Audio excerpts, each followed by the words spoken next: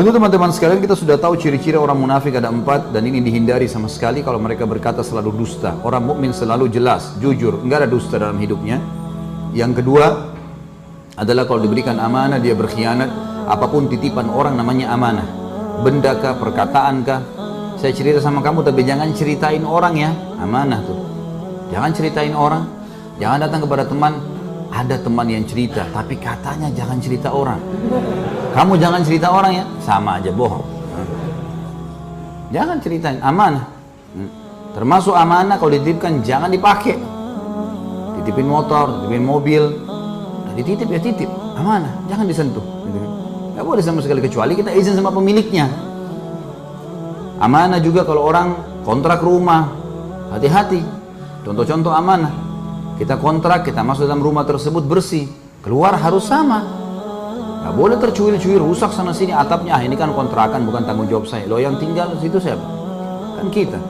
Dan rusaknya pada saat kita sedang tinggal, tidak ada urusan sama pemilik rumah. Ada yang lebih parah, saya dengar di Indonesia ada yang keluar kontrakan, bawa jendelanya orang, bawa pintunya orang, bawa segala macam. Ini auzubillah. Sama juga amanah, sewa mobilnya orang.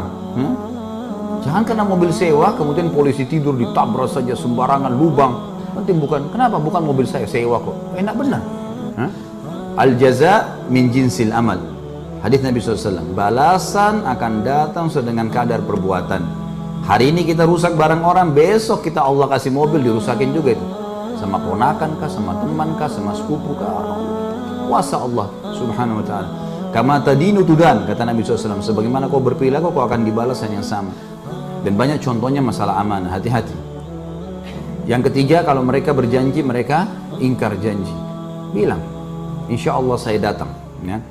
Dan di Indonesia perlu kita perbaikin teman-teman, selalu ada persepsi insya Allah itu seakan-akan tidak pasti. Justru kalau pasti bilang insya Allah. Insya Allah lebih hebat dari kata-kata pasti. Datang ya, insya Allah. Berarti pasti datang itu. Karena kita sudah bilang insya Allah berarti Allah kan, kalau Allah izinkan saya masih hidup, saya akan datang. Jangan dibalik, jangan insya Allah berarti ya bisa saja datang, bisa enggak. Nah, kalau kita nggak bisa telepon, batalkan, maaf ya saya nggak bisa, batalkan. Jangan tiba-tiba nggak datang, orang nunggu sampai berjam-jam. Ada kaidah penting dalam hidup seorang mukmin, yaitu fi kulli sarahatin rah. Fi kulli sarahatin raha. Garis bawahi dan hafal itu ya. Bagi yang hafal ini saya kasih buku nanti. Coba ulangi. Oh ya.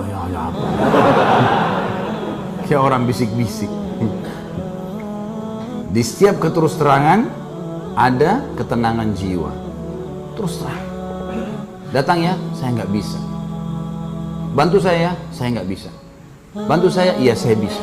Nggak usah basa-basi. Orang mukmin nggak punya dua wajah, satu wajahnya. Iya, enggak, clear. Halal, haram. Nggak usah janji-janji. Nggak usah pakai nggak enak. Oh ini karena kita kadang-kadang di Indonesia ini nggak enaknya salah tempat. Mau diajak ke tempat salah, nggak enak nih. Ya nanti saya datang gampang. Padahal sebenarnya nggak mau datang. Nah, saya nggak bisa datang, haram itu. Nggak boleh saya datang. Saya sudah ikut pengajian loh. Oh kau sekarang berubah ya? Iya, saya berubah menjadi lebih baik, beriman. Mudah-mudahan kau juga bisa rasain. Gitu. Ayo kita ketemu di diskotik ya, nggak bisa, haram. Saya sudah tahu sekarang. Kamu yang hadir pengajian saya ya, balik aja dia. Besok nggak telepon lagi tuh. Dia sudah tahu udah berubah nih. Jadi mestinya begitu. Itu satu kaidah sederhana menyelamatkan kita dari sifat kemunafikan. Nggak ada wajah dua, jelas semuanya. Ini orang kalau berumah tangga enak, orang kalau berparar bisnis enak, orang jadi atasan enak, jadi bawahan enak, semua enak. Karena orang tahu orang ini ya apa yang dia bilang ya iya. Nggak ada yang rahasia. Nggak ada sesuatu yang dirahasiakan, dalam arti kata memang ada hal-hal yang boleh kita rahasiakan ya. Tapi kalau umumnya memang orang tahu ya sudah nggak masalah. Kemudian yang keempat adalah kalau mereka berdebat, mereka curang. Itu sifat orang munafik yang keempat. Kata Nabi SAW, kalau 4 hal ini ada pada seseorang, pastikan dia munafik tulen sampai dia bertobat. Jadi kalau dia berdebat, curang. Di sini kenapa dikatakan berdebat curang? Karena orang beriman tidak butuh berdebat. Tidak butuh. Teman kita benar, oh iya, Anda benar, saya terima. Selesai, clear. Di setiap keterus terangan ada ketenangan jiwa. Oh iya, benar nih, saya yang salah, saya terima. Kan clear. Orang yang suka berdebat walaupun dia salah, ciri munafik. Karena dia tidak mau kalah. Maka ini orang munafik, cirinya. Ini yang dimaksud dengan dia curang, artinya biar juga jelas-jelas salah, tetap ngotot. Ada orang seperti ini teman-teman, jangan dijadikan sebagai sahabat. Orang yang baik, orang yang selalu menerima kalau benar. Kalau kita dinasihatin oleh orang lain, tugas kita menerima, mencerna, memilih yang baik, dijalankan. Bukan kalau orang nasihatin kita, fikir poin apa yang bisa saya pegang, lalu saya balas. Banyak orang begitu dinasihatin. Dia dengar tapi dia pikir, ini poin ini. Nah, tapi kan tadi kamu ngomong begini, bantah. Gak usah bantah, gak perlu. Orang kasih nasihat, ya terima kasih. Alhamdulillah, baiklah. Kalau dia salah, dia hardik kita, terima transferan pahala gratis. Dia caci maki segala, ya, oh iya. Senyum saja, bagus, terus aja. Saya terima transfer tuh.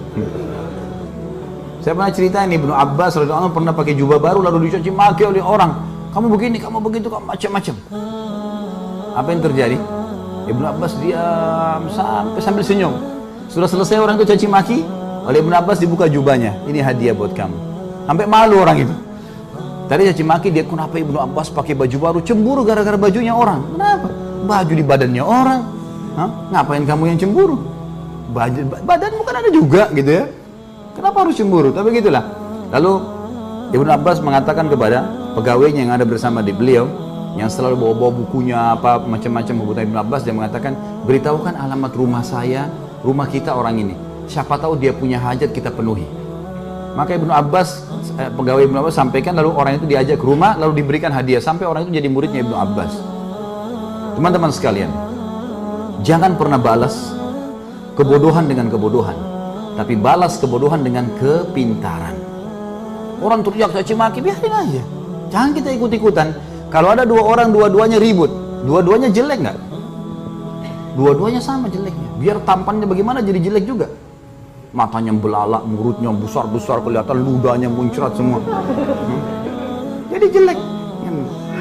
Kata Nabi SAW, kalau dua orang bertengkar, maka yang memulai pertengkaran dilaknat sama Allah tuh. Yang diam ini dikasih pahala sampai rivalnya ini balas. Kalau kita ikut balas, maka kita juga sama dengan dia. Jangan balas kesalahan dengan kesalahan, kebodohan dengan kebodohan. Kita digibah, kita juga gibah, itu kebodohan.